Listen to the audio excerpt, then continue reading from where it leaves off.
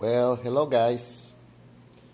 I'm gonna wait a bit, like 2 or 3 minutes, just so somebody gets to see this. Um,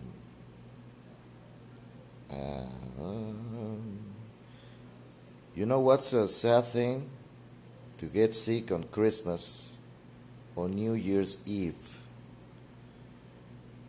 Today is the 31st of December. We're about to end the year and it's been a good year. I sincerely hope that it's been a good year for you too. I have a sore throat, though I may sound funny. I believe that it's making me sound manlier. Well, this is DC Unchained. I put a link on the DC Legends forum on Reddit because the DC Unchained is, well, basically dead, at least the Reddit forum. But I wanted you to see something if you haven't downloaded this because,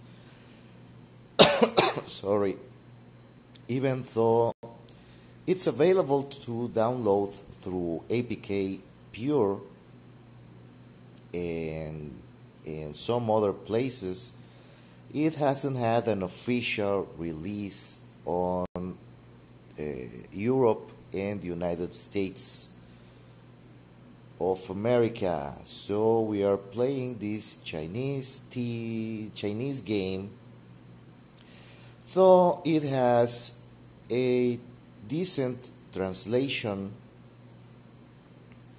all things considered. It has some funny dialogue from the in-game characters, but it's not too noticeable. It's alright, at least you can read the menus.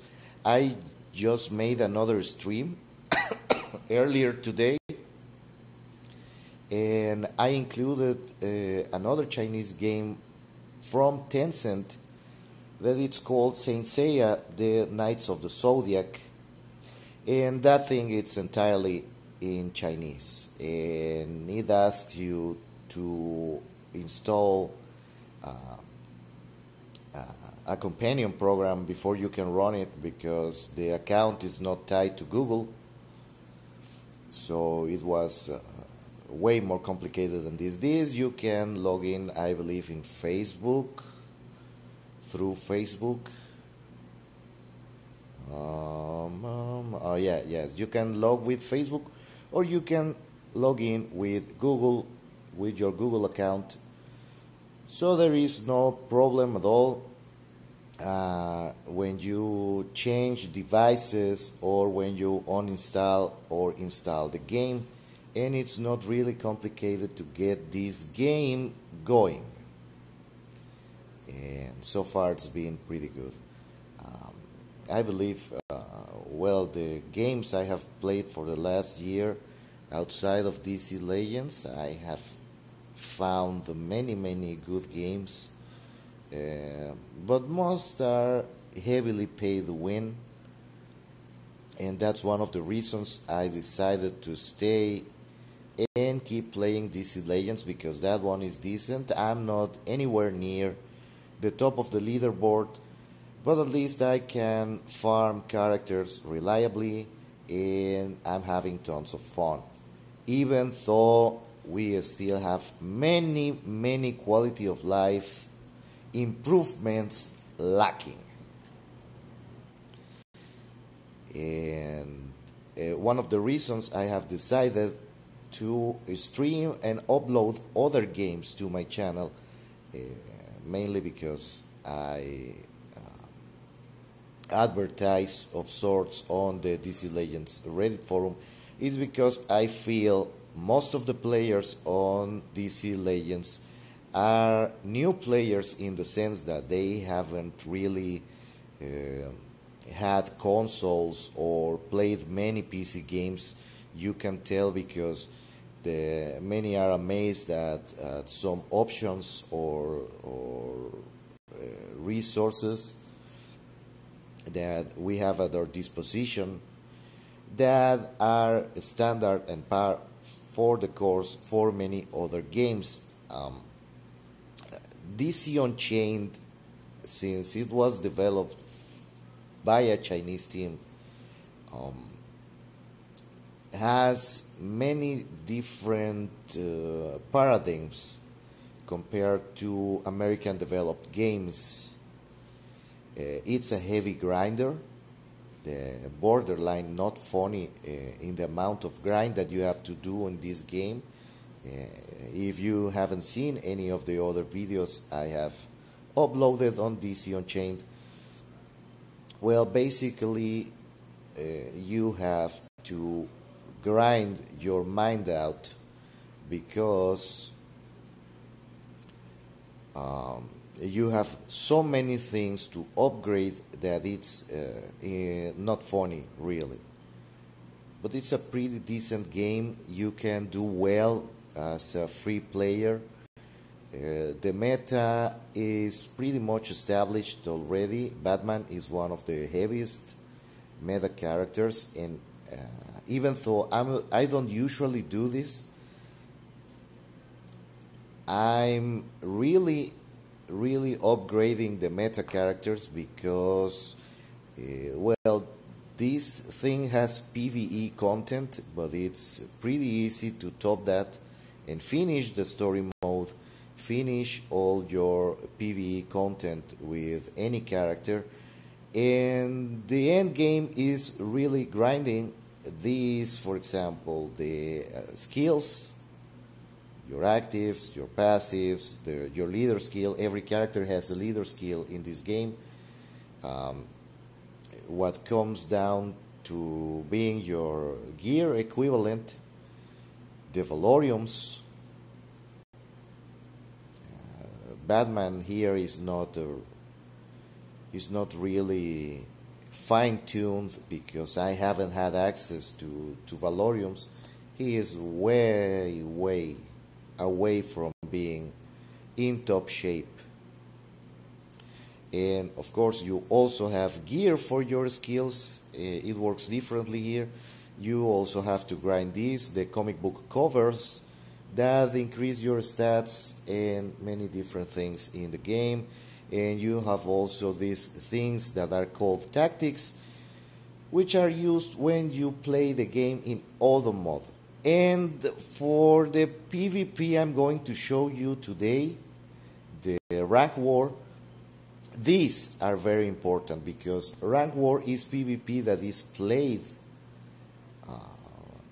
in auto mode. You can control your tune, and I believe this has been enough time for somebody to show up. For some reason I don't see the chat box inside, so I can't respond if I can't even see if there is somebody watching.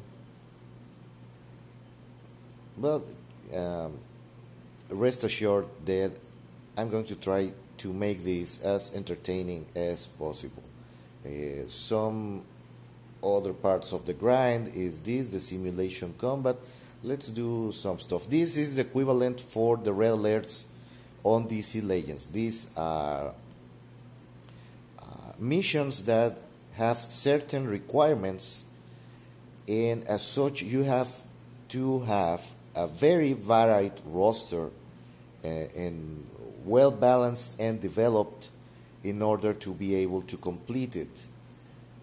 So far I always get stuck around here. The 29th and 30th mission are just too difficult for me, so there is still plenty of stuff for me to do. And your objective here is to earn 3 gold cups per mission, so you have access to this reward list, which eases the amount of grind a bit. but just a tiny bit. So let's go inside for a bit. Well, what are the conditions for shifting corridor? Clear the stage, and the team has to have Superman family or Aquaman family characters, and you have to clear the stage without using a supporter. Well, I have here my Superman team characters, but now I can also use an Aqua family team. But let's go with Super Family because that's my Superman is my most developed character. So let's go inside. This thing uses stamina, which is the energy that we use in DC Unchained. You can play this on auto, manually, or this game also has a configuration that it's called semi-automatic, where the character attacks on its own, but you choose when to use skills. And for the most part, sorry, the auto aiming on the engine is pretty good. And there's some crap that Lex Luthor is taunting you. This is the heroic version of Lex Luthor from the new 52. The one who wants to be a hero like Superman. I'm playing on semi-auto, so Superman is just going to punch, punch, punch, punch, and when I want to, he gets to use one of his skills, laser beams. And as such, obviously this is the first stage. It's pretty easy to finish, even if you don't have a well-developed character. You get many of the trophies. But when you are a new player, you might not be able to get the 3 cups. Yeah, if you feel that this is way too easy, that's because my Superman is almost, it's like 3 weeks away from being maxed out. So there's still plenty of, sorry, of room for improvement. I'm really liking my voice. I don't know if you like my voice right now. Okay, let's check the next mission. Well, I got 3 cups, but the first tier of rewards is at 50, so that's by the 3rd mission. Now, I have to have 3 male characters. I cannot use the self-heal, and I have to clear the stage. Alright, so we change somebody from Supergirl is going to have to go. So I'm going to include Captain Cold just because. And he is using, just like Superman, his legendary look, which in DC Unchained is just called a character skin. And this is Captain Cold from, well, it's actually Citizen Cold from one of the Flash stories, where this guy comes from one of many possible futures where the rogues have become a superhero team in that future. It's either Citizen Cold or Commander Cold, and he is allied to Mirror Monarch and some other guys that are pastiches from the road. So let's go inside. I really have nothing to do, and I want to try this streaming thing because it's way easier than trying to record and then waste time uploading the damn thing. So I'm enjoying this. It allows me to play more organically, and I'm still playing in semi-auto, but I can change to manual. Yes, you can see there's a little joystick on the left side of the screen, but now I have to activate the attacks manually. But that's not saying much because you can just keep the button pressed and your character performs a long combo anyways. So there's not a lot of deep gameplay in this thing. It's borderline an idle type of game where you can leave this thing running. And in the very beginning, when this game launched, you had to really grind the online part where you teamed up with other players to finish the storyline. And that was the only way to get the silver and the gold cards for upgrading your character. But nowadays you can just play just like DC Legends, like 20-30 minutes at most, and sorry, and you get all your work done for the day. Right now I'm just finishing stuff in order to complete the events, which is something that I would like to compare to DC Legends. 3 power characters. Okay, so now there's also like your physical, mystical, and energy characters. Here they are power, speed, and energy. For example, Lex Luthor and Captain Cold are energy. So the mission asks for just power characters. Well, this one is easy enough that I can clown around with low level characters. Well, low level in the meaning that they aren't very well equipped. They don't have a lot of skills developed. And tag one time or less. Also, I can change my guys around a lot. I should have started with Martian Manhunter. And these Starfire and John Jones are some of the newest characters available on DC Unchained. They were just released. They don't have their legendary look. Oh, where to go? Starfire is pretty fun.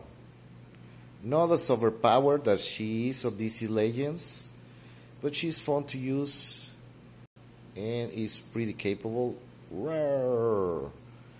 Of course, the interpretations of the same character are interesting. Seeing how this developer chose to implement Starfire powers. Beams, laser beams, beams for everyone.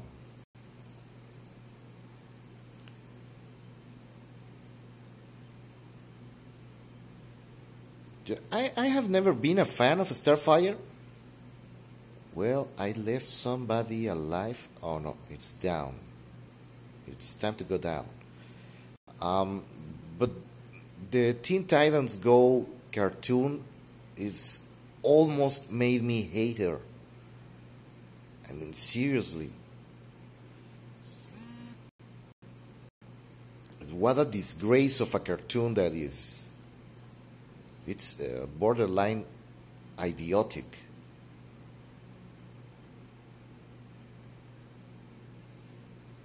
And I might offend someone with that remark, but really, the situations are stupid. I'm not asking them to turn them into greedy 3 hero characters. Okay, I can repeat with this team 1 health potion or less. Alright, I can use anything. I can tag in or out, so this might be more interesting for you. Let's up the volume a bit. Let's turn this up. There's Black Adam too. Yeah, I don't like the Teen Titans Go bullshit.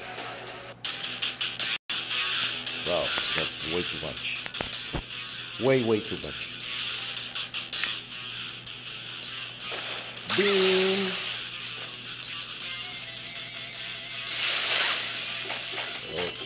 Mostly because that is a cartoon that is aimed at kids, not that cartoons are necessarily for kids. Um, they don't get to know the characters as they really are. They are just watching a caricature, a parody that is not even good. Like they turned Raven emo, or she's like tired of living or something. Okay, Flash, Family, Green Lantern, Family characters. Alright, so lanterns, I believe, are energy here. Yeah. And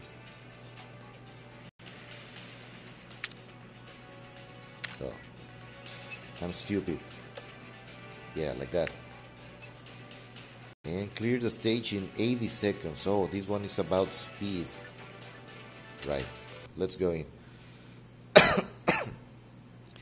And they keep making that stupid cartoon, and Young Justice only had 2 seasons, and I believe they renewed that for a third one, while Teen Titans Go just keeps going and going and going, and it never gets anywhere. It's boring, it's silly, but not in the good sense. Yeah. For some reason, Green Lantern uses guns and has a bear.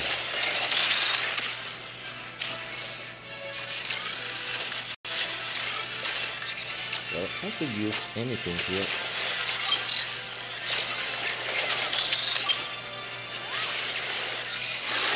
So I can call Mara to help me. She's dressed in her Aqua Woman skin. Like she originally appeared in the comics, like just a female version of Aquaman. Here she gets that as a skin.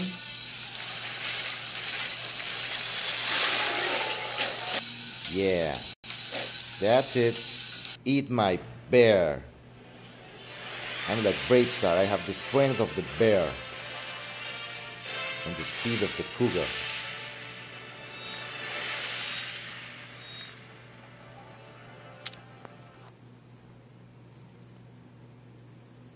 So this is one of the many game modes.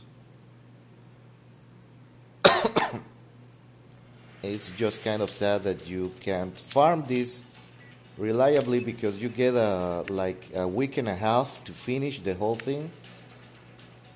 But if you have already developed your characters a whole lot, you can play this in a single night and you finish all of this, and then you have nothing else to do with the game. So there's the events that I was talking about earlier. Right now there are a lot of prizes going on, like this one that I have almost finished.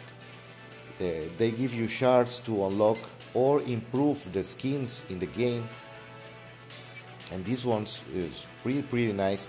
The best part of these events is that they give you leeway to finish them. They are not hard coded. For example, this one needed me to finish all the missions every day for 10 days, but they actually gave us 2 weeks, so that was 14 days to finish. So if for some reason you can play one of the days or 2 of the days or up to 4 days for this event, you are still able to finish it. So you have a lot of room, a lot of wiggling room, and the best part is that once you finish the events, for example, this one, it's going to end for me on January 2nd. I'm still gonna have 4 days to keep claiming the rewards at the bottom of the screen, and it's not something to throw away that easily.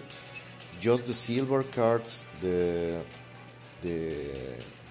particles, and They are giving away legendary valoriums. That's great value just to keep finishing that. And this one is even better. So yeah, I'm going to play Unchained right now. I have to finish it 10 times. 10 times. These selectors are the best. When you get to choose who gets the silver cards and the gold cards. These are the best prizes that they can give away. Oh, and they recently also added another mission for story mode. They have actually added 2 different chapters to the story since launch.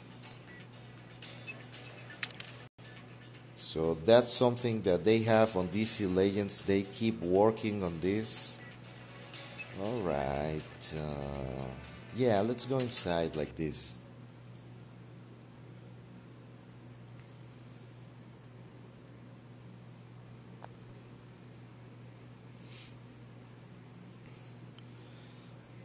So I might fail this one because this is a fairly high level in the story, and my Green Lantern is not precisely one of my better developed characters. Well, no, I might actually finish this. With a bit of work, let's change to Captain Cold. Let's see.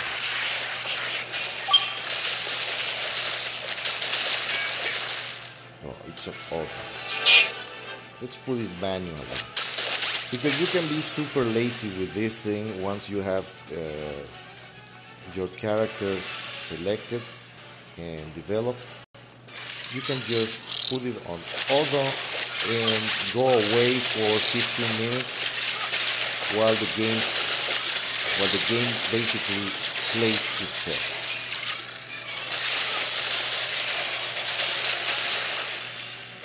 The Captain Cold is real fun. This is the original look, and the thing here is in this Unchained, the skins actually change how the characters look, and their skills are different between the basic skin sorry, and the legendary look.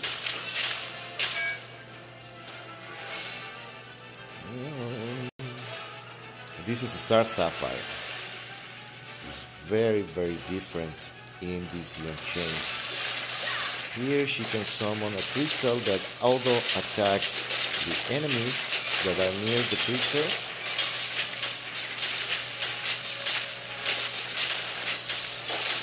She's also a healer, but instead of healing actively, you cast kind of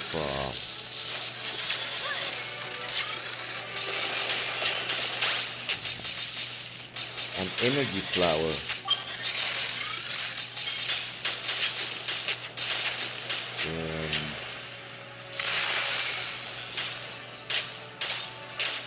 And you get healed by using that, but you have to stay near the flower. And the gear changes how the skills work, because some skills add stun, some others increase the area of effect and stuff like that. So let's go Batman for that. Let's call the Predator. Be Predator.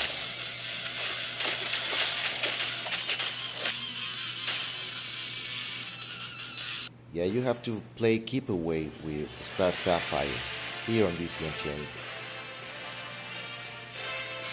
So I find that interesting, just how the same character gets very different representations on both games. Aquaman here is one of the better PvP characters, and it's in fact borderline broken. But he's also very, very fun to use. So I might use him. Let's let's use normal Green Lantern.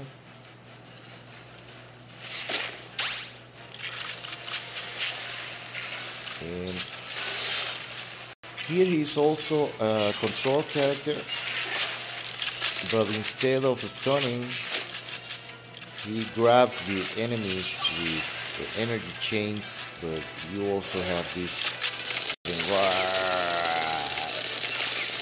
eat emerald lead, motherfuckers. Here he uses more constructs of light than on DC Legends. And he's also one of the PvP powerhouses. Very, very, very overpowered when he has his skin available. It missiles. But I don't know why they gave him guns, because that's more of a Jon Stewart thing. He uses a couple of submachine guns, missiles. Sinestro also has a missile launcher when he has his Green Lantern skin, because that's his legendary look.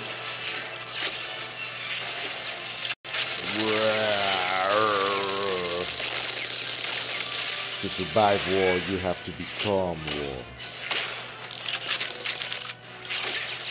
Okay, so let's change the skin. Bullets for everyone.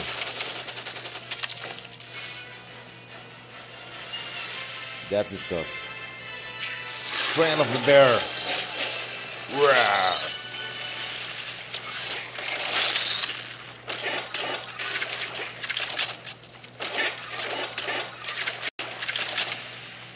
I don't understand. I really don't get it why they chose to give him guns. That's not something that Hal Jordan is one of the least imaginative Green Lanterns there are. He makes baseball bats. He's kind of a baseball nut, because in the comics he's always using catching glove, baseball bats. The weirdest thing I have seen him use was an Emerald Knight armor during Death of Superman. And that was one of the most complicated constructs that I have seen him use. Even the guy from the movie, this Ryan Reynolds guy, Deadpool, I believe he actively pushed for having a more imaginative Hal Jordan, because he's not known for using very complicated constructs. He's more like I'm making a hand, a cartoon hand, and I'm making a hammer, and I'm making a wedge and a shovel. Very simple stuff. The thing with him was more that, like, he has no fear, and his will is absolute, completely resolute. There's no way to make him quit or make him surrender. That's the thing with Hal Jordan. One of the reasons is one of my favorite Green Lanterns, because I also felt that all the other ones that came after him, they all tried to upstage him. Like the writers just couldn't came up with better personalities. The original Jon Stewart was very, very boring too. It was more like, I'm black. Why are you trying to bring me down because I'm black? They played more the angry black man trope with him, and was still the original Jon Stewart didn't use very complicated constructs either. So he was an even more boring version of Hal Jordan. And some people then retort that Guy Gardner was more interesting. Well, no. No, not really. Not if you read the old stories. Guy Gardner only came to light when he was in Justice League International, what later became the Super Buddies, or the I Can't Believe It's Not the Justice League guys. And he pretended for a couple of years that he had lost his memories and he was behaving like a nice guy. And it was a more comedic series that not many people enjoy nowadays, but was pretty fun while it lasted. The Jim DeMatteis and I don't remember the other guy's name when they made Martian Manhunter the leader of the Justice League, and they called him Captain Marvel, and the Beetle, Booster Gold, the Red Rocket, Njord, which, yeah, Njord is lame for a Green Lantern.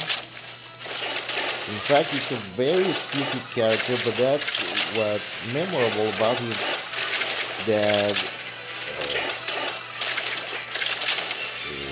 was one of the first guys to face Lobo in combat and not die.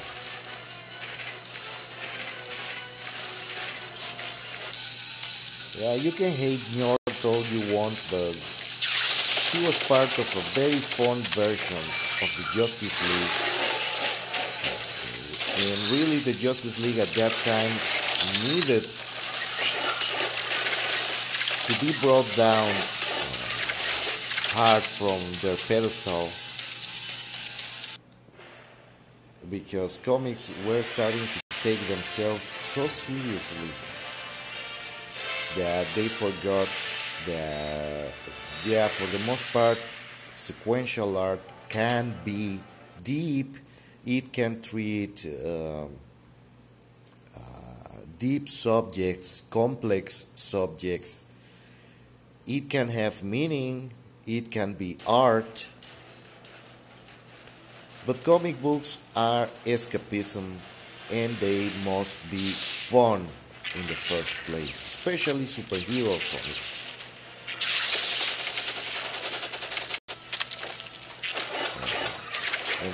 And nowadays that society at large has become very cynic, I feel like we have to remember that these things used to be for kids, and they are basically escapism, wish fulfillment, and just because they're escapism and wish fulfillment and that they are for kids, they don't have to be dumb. That's what many people don't understand. There's a difference between treating deep subjects with respect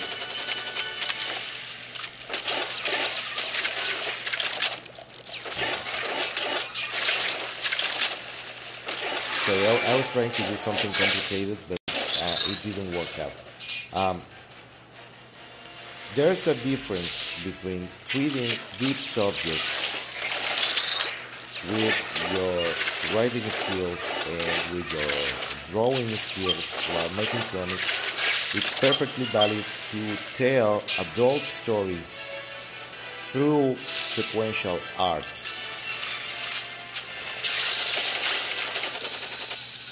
But there's a difference between having fun and just being stupid. And many people equate comics like they're for kids, they have to be silly. No. They are for kids, therefore they don't have to perfectly explain the deep subjects they are treating, because ultimately comic books are about the fight, the never-ending fight between good and evil. And yes, some of the villains and some of the heroes are cartoony, but that's more a limitation on the writing part than the medium. And just because your superhero kills people or maims people or butchers people and says bad words doesn't make him adult. And we had a lot of that during the 90s when they equated anti-hero means that the guy kills bad guys. No, that's just a guy that kills bad guys. That's not an anti-hero. An anti-hero does not equate killing.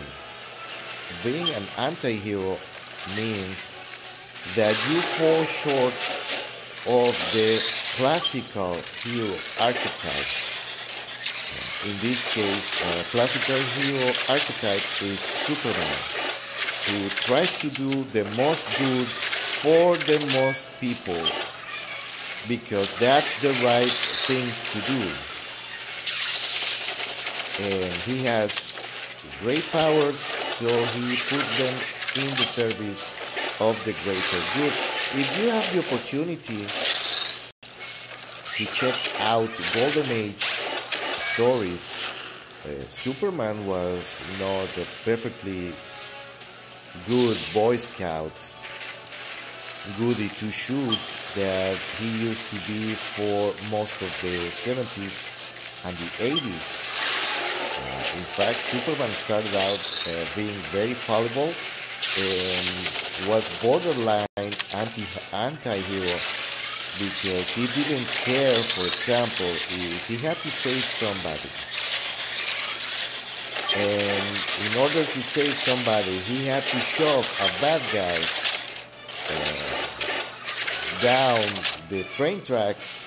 He wouldn't hesitate to do it. Like, Superman was very hardcore in the beginning. Batman used to kill guys with the gun that was used to kill his parents. That was a very noir, or however it is said in French. It was very dark. That's one of the reasons he used the Dark Knight.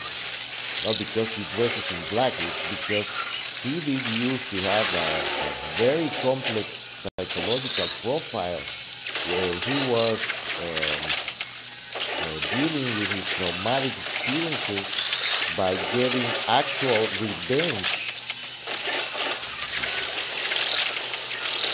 But that didn't sit well with people, and this is during the 30s or 40s. So society was very different back then, and since comic books were instantly considered to be stuff for kids, they toned down that shit. And that's how both Superman and Batman were saddled up with their no-kill policy, which is now pivotal and defining of their characters as characters.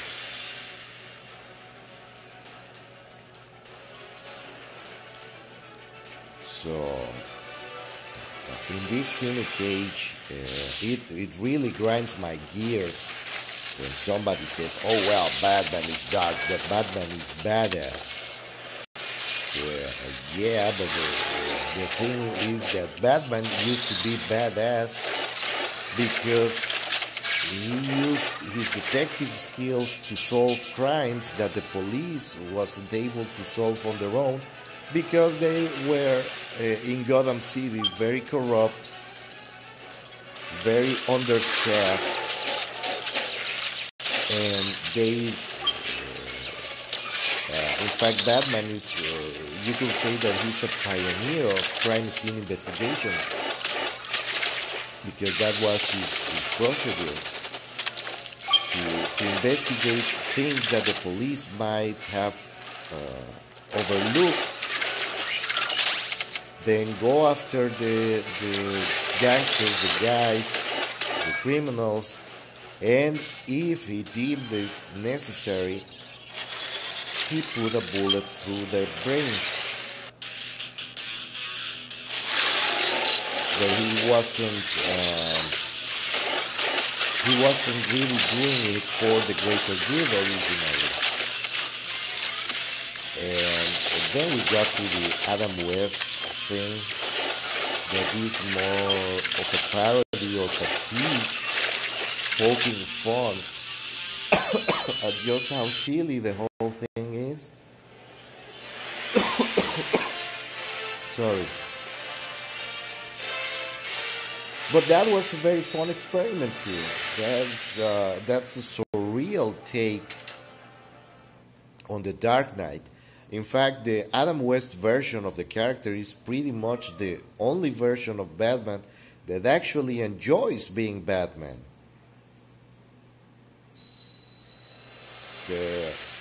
It was mature in the sense that that was the goody two-shoes version of Batman, where he won't even allow himself to have a bad thought.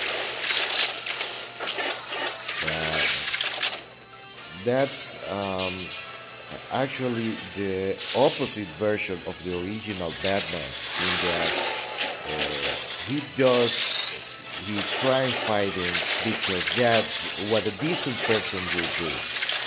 If you were a millionaire with really high intellect and the means to do it, you will choose to fight crime not because you're getting paid, but because you are the only one that can do it.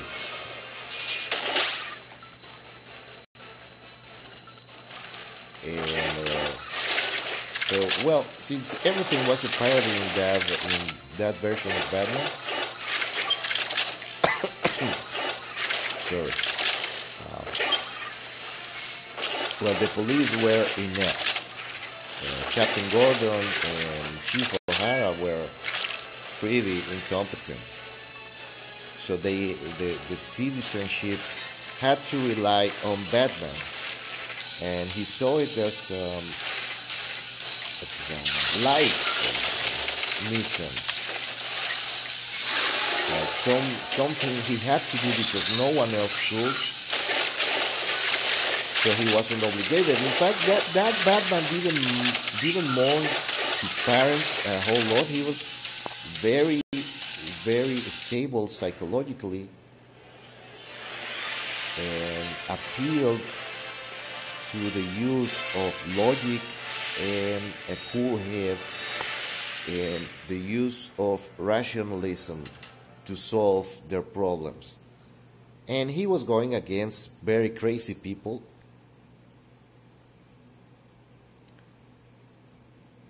But it was a fun ride while it lasted.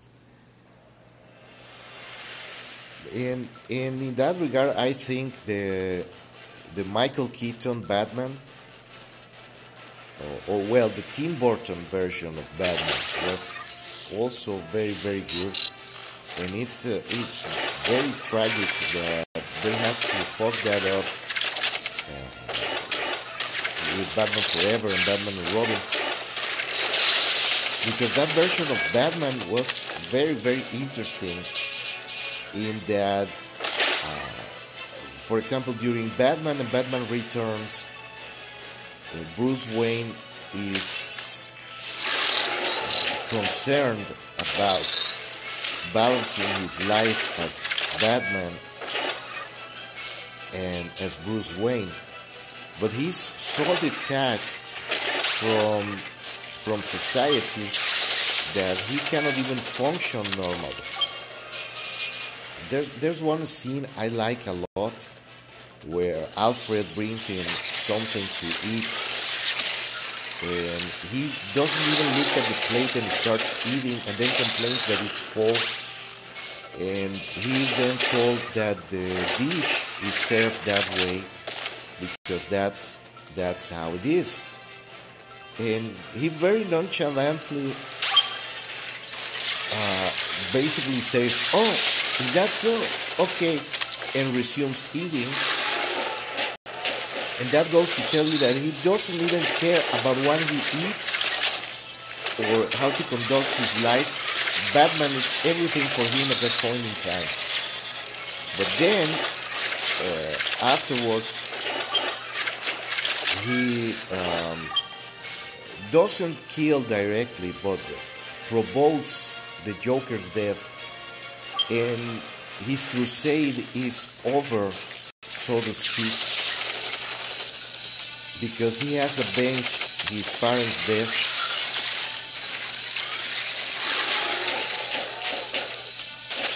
And he then kind of semi-retires,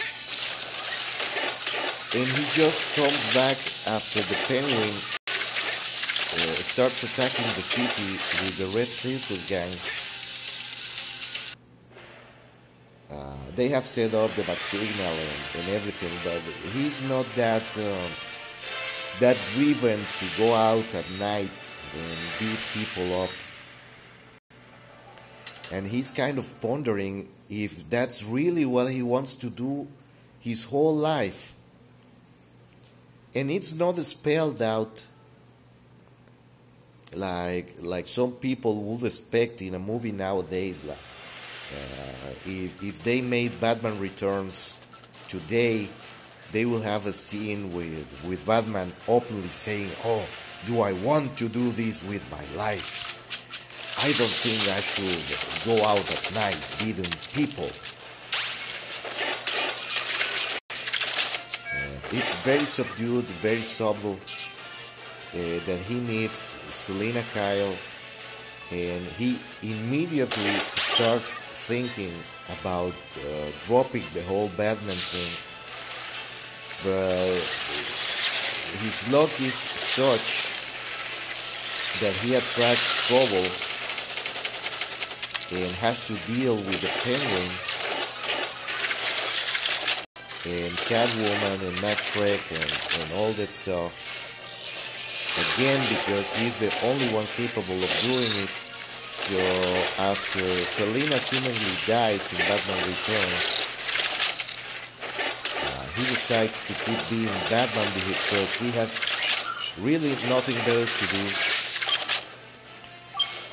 And if you take away all the campiness of Batman Forever, that's the real resolution of that's Tim Burton Batman becoming Adam West Batman, because he goes from being bored with life and just doing stuff because he's the only one that can do it. He meets Robin, he meets another woman who will seemingly settle down. And after defeating the Riddler and Two-Face and closing another chapter in his life, he decides that, yeah, he has to keep being Batman, but that doesn't mean that he has to stop being Bruce Wayne. And as such, he starts actually enjoying and being Batman. And you can tell when you watch the movies back to back that he starts easing up on the broodiness, on the brutality, and starts doing more charity work and relegates Batman to something that he only does when there's a character like Mr. Freeze or Poison Ivy that need somebody outside of the law to deal with them, because they cannot be dealt with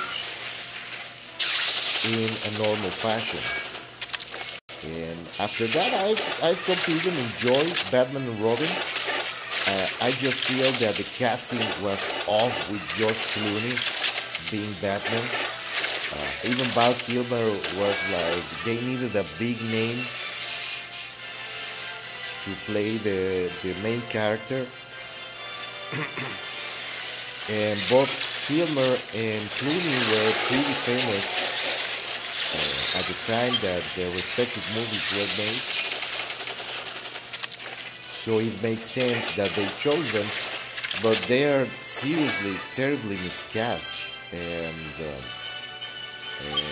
yeah, there's that argument that even Michael Keaton was miscast because before Batman he was mainly a comedy actor,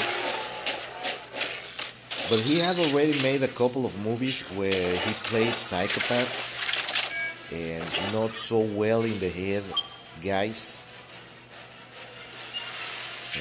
There's one that I believe is called The Tenant, where he plays a pretty scummy guy that rents a house and makes a living hell for the owners and almost kills them. I mostly remember that movie because the character that Michael Keaton plays rents houses and infests them with cockroaches and then proceeds to steal the properties from the owners with some pretty shady legal bullshit. But he was magnificent as Batman, even if he was too short. Like, he plays a very visibly disturbed human being, which it's pretty believable because after all, that's a kid who saw both his parents being gunned down before his eyes, and the guy who would ultimately become the Joker even threatens him directly and points a gun to his face and says to him some pretty dark shit. That line of have you ever danced with the devil on the pale moonlight? That's something that I suspect will scar a kid pretty hard.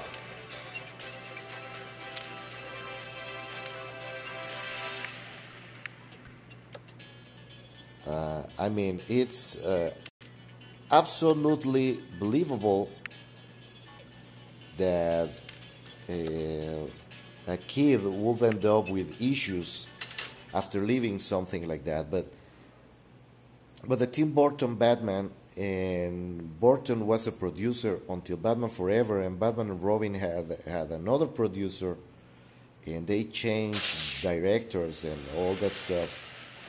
But it has a clear character arc, and that's Batman finding redemption and actually start enjoying being Batman and becoming more like the Adam West version. So he goes. It actually follows the comic book arc in that it starts pretty dark, pretty brutal, and then starts mellowing out and being more positive about the stuff. And in that regard, even though I enjoy the Dark Knight trilogy with Christian Bale, and Bale makes a very good Batman, he sucks at playing Bruce Wayne. I don't know if the character was badly written, badly directed, or Nolan focused more on the costume part of the character and not what makes him thick.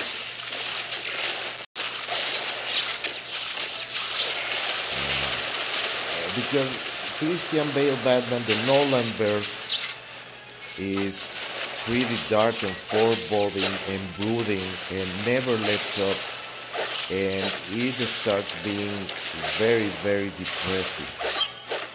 Like the poor guy just can't catch a break. And I think it was pretty cheap that they killed the love interest in the way sorry, in the way that they did it.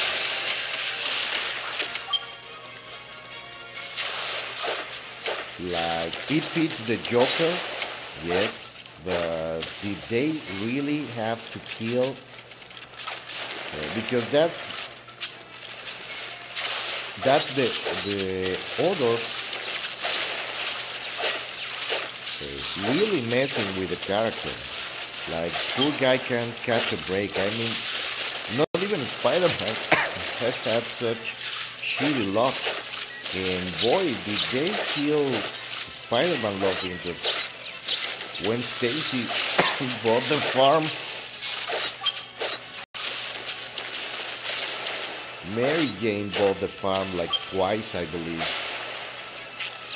Then there was the thing with the pact with the devil.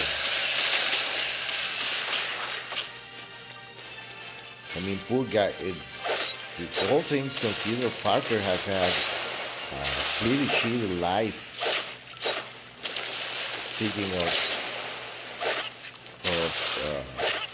fictional characters, but when you take all things into consideration, Parker should be going out in New York at night and breaking legs and arms left and right. He's an orphan. His uncle got killed.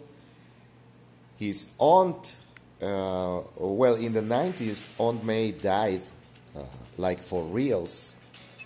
And he was stuck for a couple of years until they decided that no, it wasn't. It was an actress that the Green Goblin hired to mess with Parker's mind. But then again, they shot on May, and then Parker had to make a deal with the devil and sell his marriage for some reason. It was a fucking stupid storyline.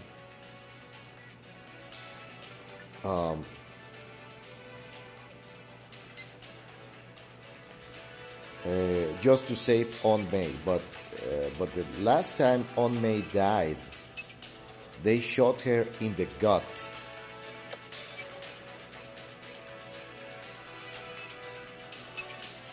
It was pretty dark shit, and he's lost like 2 girlfriends and many friends over, and his best friend Harry Osborn went crazy with the Goblin formula.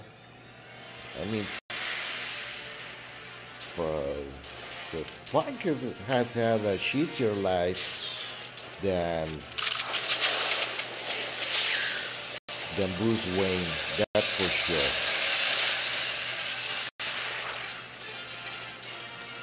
For realsies.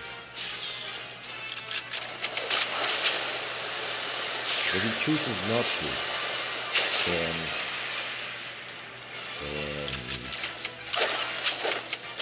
And that's one of the reasons I don't enjoy the Batman trilogy, the Nolanverse, so much, because that Batman it's pretty much an asshole that his only concern is to get what he wants, and he's throwing a tantrum because his parents are dead. I mean, like, guy, you're a millionaire, you don't get to complain. Yeah, it was sad. But you know what? Other guys have also lost relatives, and well, you have the money to do it, but they don't go out and beat people up for fun or a living and use justice as an excuse.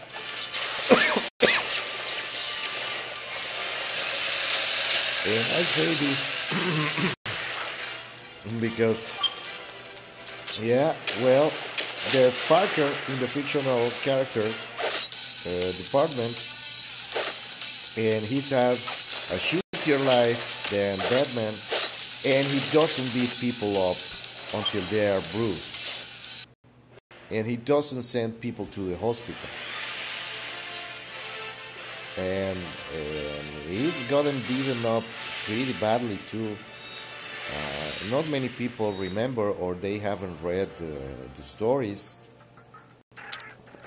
but there was this one time that Dr. Octopus beat him so hard, up and down and all around, that he just, at that second, Parker gave up being Spider-Man. Now, remember that this was when he was still in high school? So, yeah, man, I can get completely behind that, because if I'm underage and a chubby motherfucker just handed my ass to me and chipped me a tooth and gave me a dark eye and made me bleed and nobody's paying me. I mean, why should I keep doing that? But yeah, just like in the movies, somebody reminds him that even if the Daily Bugle and all the media are against Spider-Man, the little people of New York, well, they can get behind the Spider-Man. And I just missed this mission because I was so self-absorbed telling you stories about comic books that I didn't even read the instructions, so I have to repeat this. The team has to be 3 speed characters, and I am starting to remember why I also started gearing up Batman for this. So 3 speed characters. 3 speed characters, alright. So it's gonna be the Flash, it's gonna be Ocean Master, who is way better here than on DC Legends, by the way. And clear without calling a friend. Oh, so yeah, I can call supporters, alright.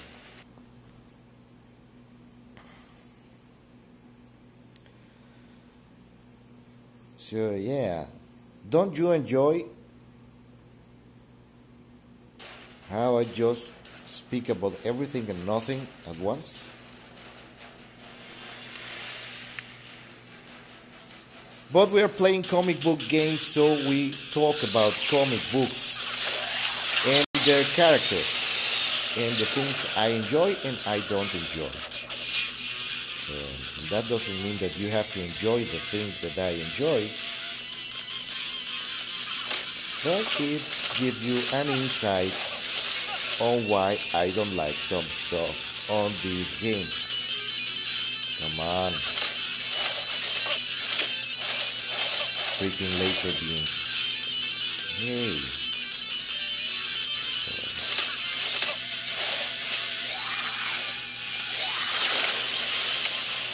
Infinity Mass Punch.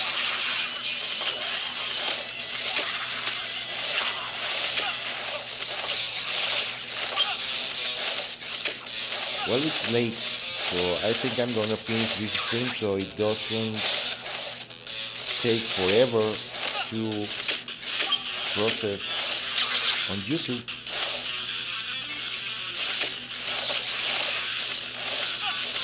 But I enjoy talking, and I sincerely hope that you find my rantings entertaining at least. I'm gonna switch to Ocean Master. He's way better here than on DC Legends.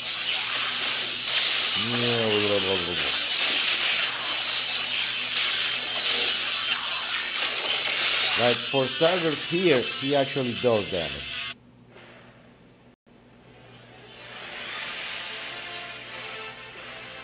Just like that. So I'm gonna cash in my rewards and I'm gonna end this stream with this.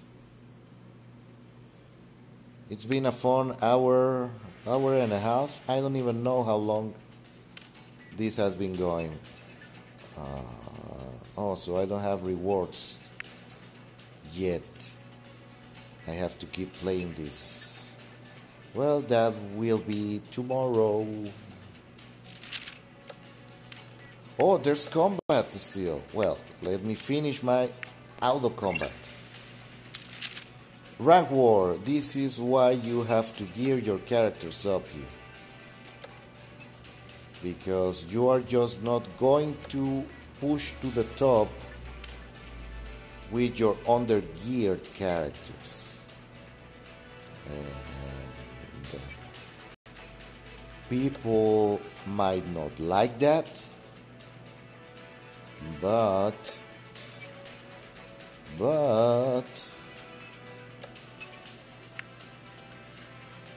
just like that, and yeah, let's go.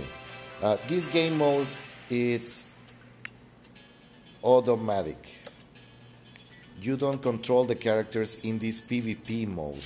There is a PvP mode where you play in real time versus a real player, but the schedules are a bitch, and I haven't found out what's the precise time. It happens 2 times per day. The arena for live combats opens for 2 hours, and you have to accrue trophies to rank up.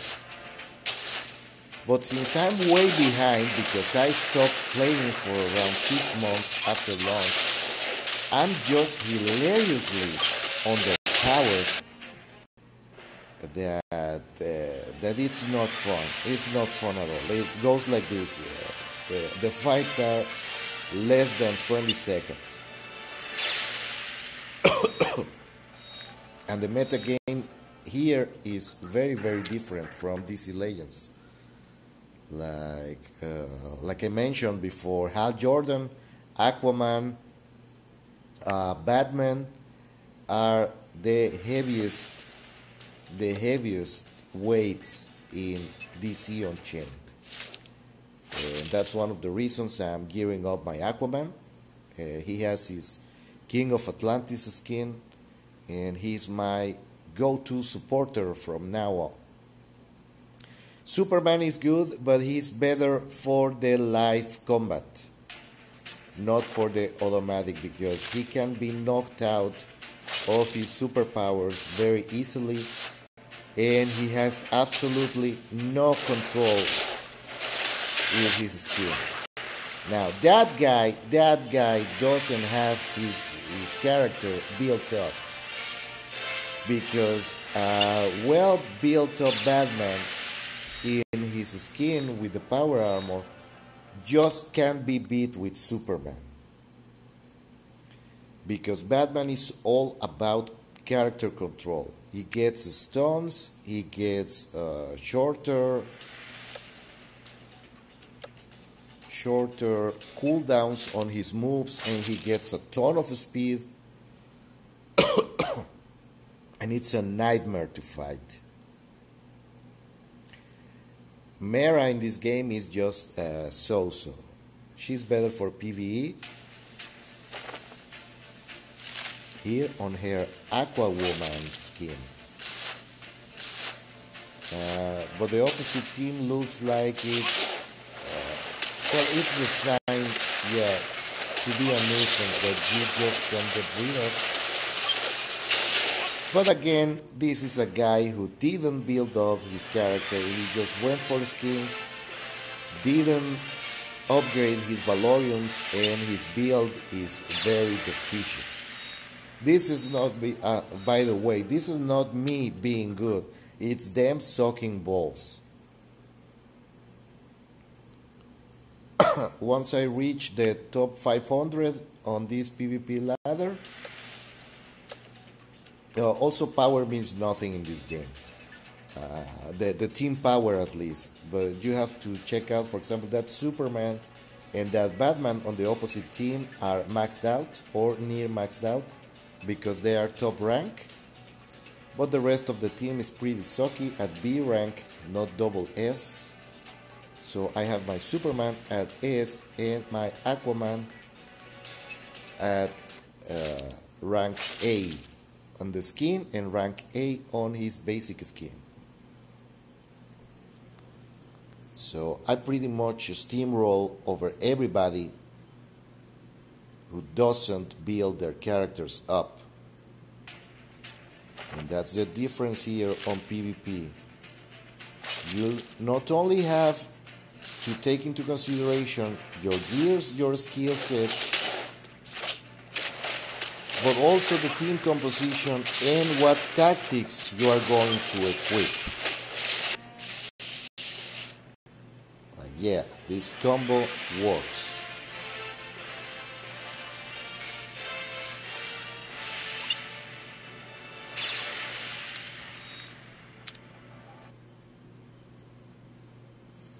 This is a pretty good combo. But you can be bigger. Well, this composition, I'm going in, I'm not going to be able to beat it. Because that's a max rank Batman. And Bliss, this is a team designed to run the timer. You get 2 minutes to defeat the opposing team.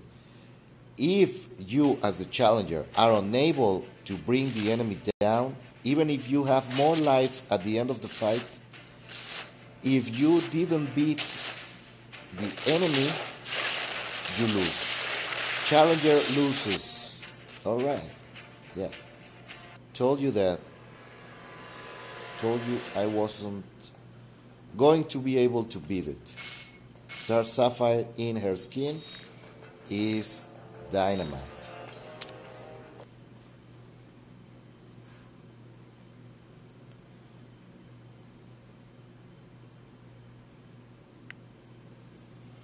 I'm gonna give it another go, but I'm going to switch Batman for Flash, and I'm going to put Batman first as the assist because Batman has a ton of character control. He's not maxed out, but I just need him to stun Star Sapphire. And if I get a stun in, I might be able to win.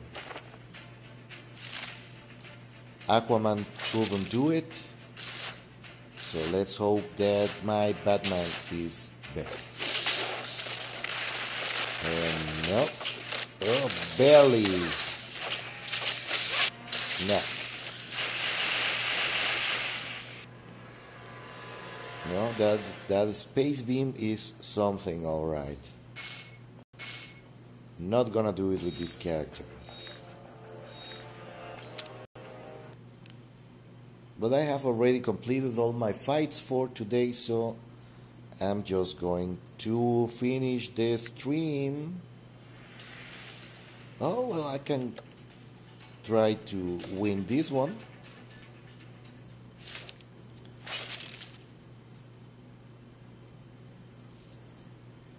The player account, I'm level 20, he's level 18. That doesn't really mean anything. If he built his characters right, he's going to be able to win this one. So it all comes down to, are his characters well equipped? No, they're not.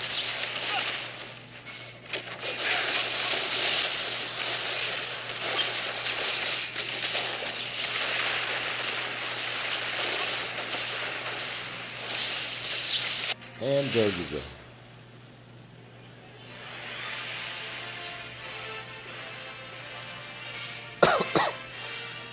I'm sorry.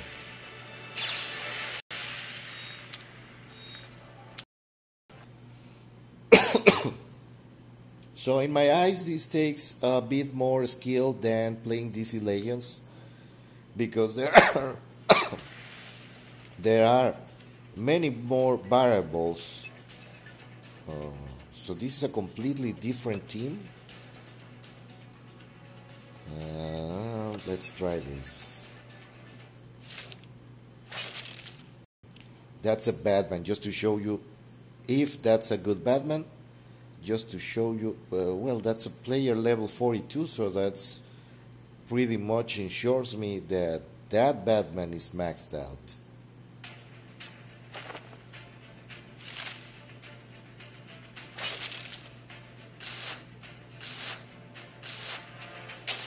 Doesn't have too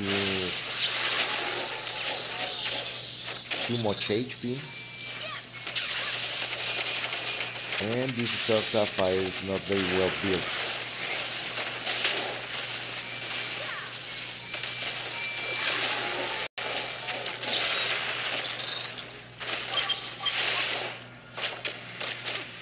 You see, I'm way behind in my gear.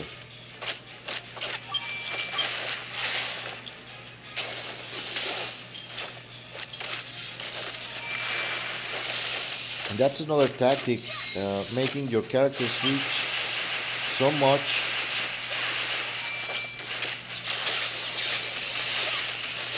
that all the enemy attacks with.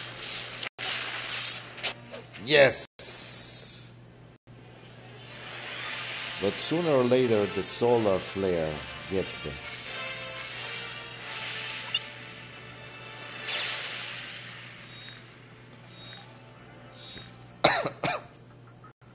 So it was more of a harassing composition,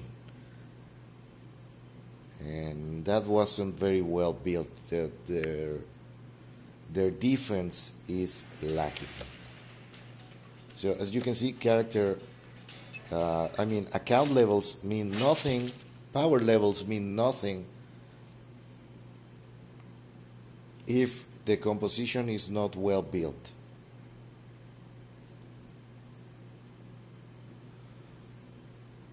And also your tactics. I chose not to switch my character because Superman gets more HP potions the longer he stays in the fight, so at least he can self-heal efficiently the longer he stays in the fight.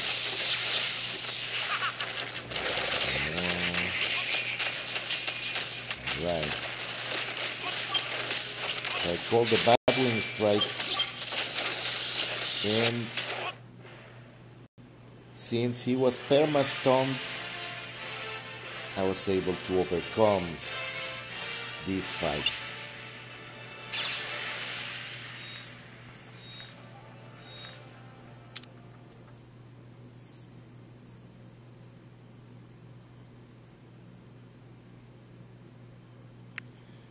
And I'm basically shooting myself in the foot by doing this, because this is the first day of the new season for PvP. So I'm climbing way above my reach.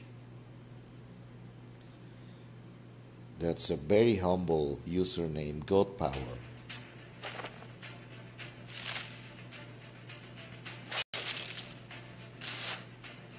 This one is very funny, Superman versus Superman, because we are not going to hit. Wow. Wow. What is this guy doing at 800 rank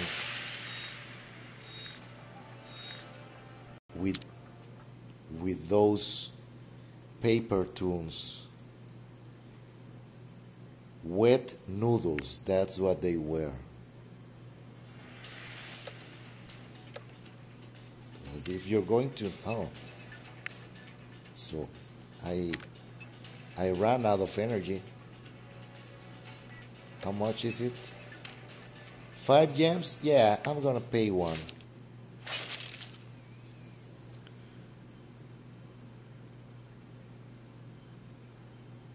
And I don't usually do more than 5, but I'm on a roll because I'm streaming.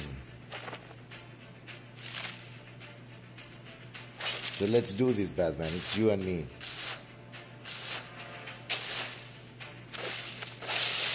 Where's your anti-ray device on your bat belt, Batman?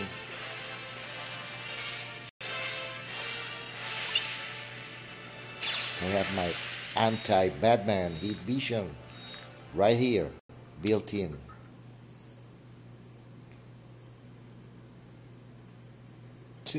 Can you believe there are some guys that actually believe that Batman could win?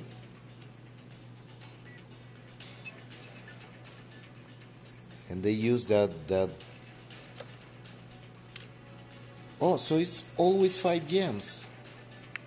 Well, one of these days I'm going to finish my quest for rank 50. I haven't been able to reach it because by the end of the week, top 500 is full of top level gears. No amount of gems is going to overcome a decently built team.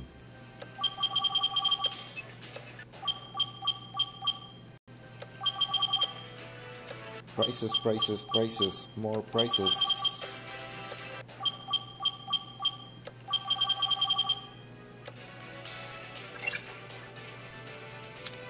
So yeah, I finished my 2 events.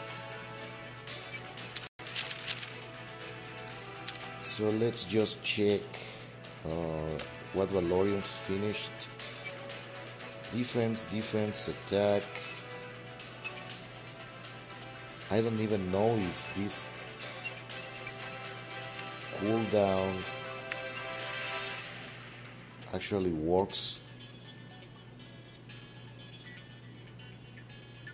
Yeah, I'm going to max. Oh wow. 2 days and a half to upgrade.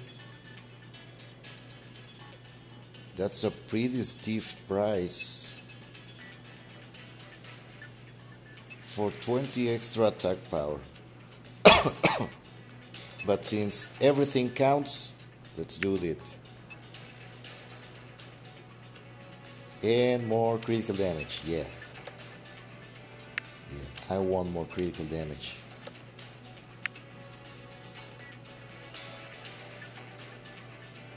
And more SP efficiency.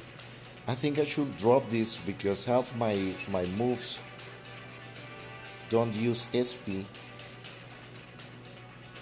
But yeah, whatever. Maybe I should put another defense Valorium there instead. Well, there's this very neat thing that helps you measure just how powerful your character actually is compared to the rest of the server. This character progress, it tells you what you have yet to improve and how many are you missing. So I'm almost done with Superman.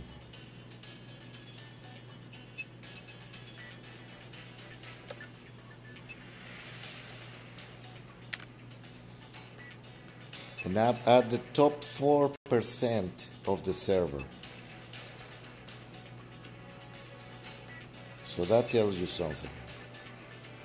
And I'm still unable to get into top 100. Which, by the way, works differently here.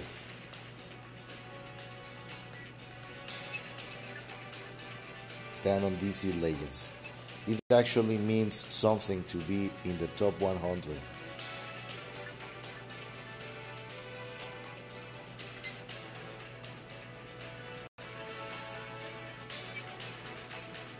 There comes a time in the week where all I get is 3 fights that I'm going to lose, no matter how much I change and shift my characters around. So even if I were to spend 2000 gems doing PvP, it lets you know just where you stand really.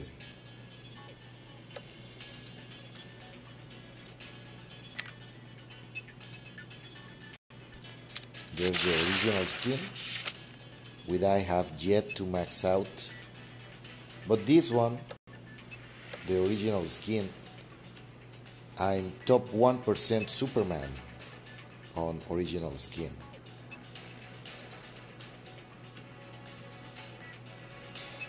One gear available for upgrade. Which one? I would like to know.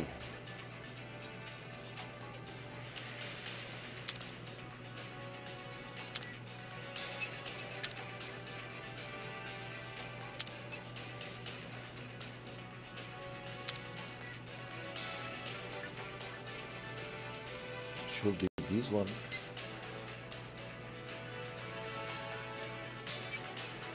That's 3 gold cards.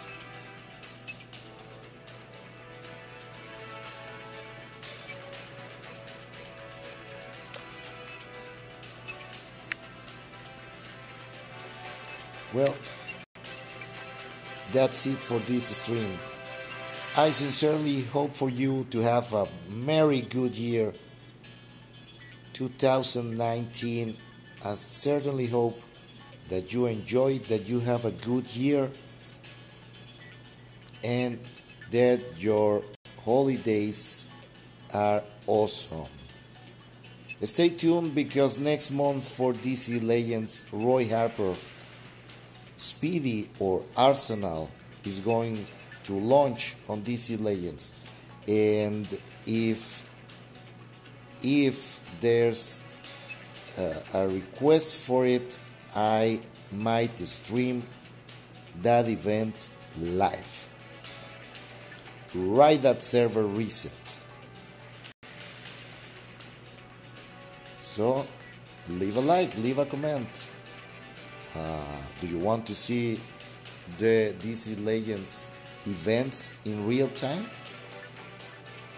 Well, narrated by me, obviously.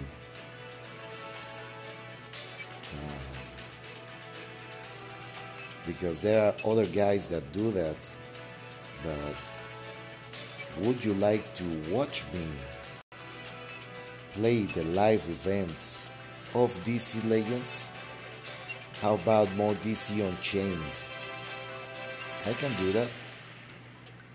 Well, anyways, that's all for today. Finally, and we'll see each other next year.